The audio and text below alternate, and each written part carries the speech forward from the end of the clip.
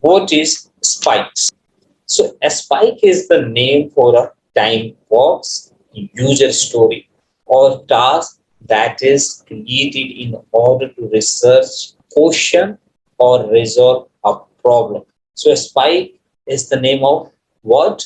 It is a time boxed user story. User stories in the fixed time period, the task in the fixed time period. So that is why it is saying time box, user story, or task. So that is created. That is created in order to what? To see the complexity, to resolve if there is any problem, to research, to explore. So spikes focus on gathering the information and finding answer to our questions rather than producing a CPable product. Okay, so there is no CPable product. There is no actual development. Rather, we do find answer to some questions, solution to some problem, understanding the complexity. So these are the purpose of running the spikes. A spike is created when a user story or task cannot be estimated well enough until the team has done further research or investigation. So here, as we all know, there are epics, there are features, there are user stories. So we get the requirements in the form of user stories, in the form of epics, in the form of features in the Agile project.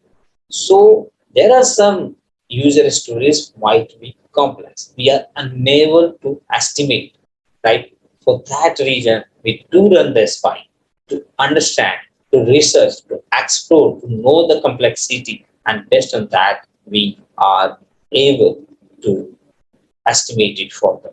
So a spike is short effort, usually time box.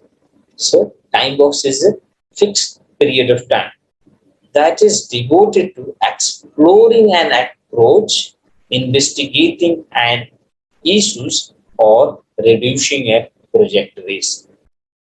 Here you can see the benefits of a spike. A spike uses a spatial iteration.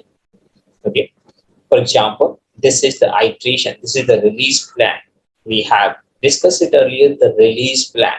In every release, we determine numbers of iteration, right? So here, whatever we are planning to do work here in the first iteration, if there is user story 1, 2, 3, 4, 5 is selected to work in this iteration, we are trying to explore one of the user stories or two of the user stories that is somehow we are unable to decompose further. That is, we are unable to estimate.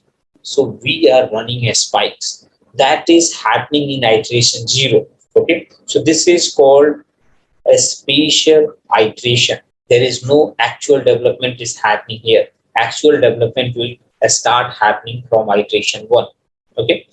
Spikes can help a project manager reach a condition known as fast failure failing. Fast failure failing.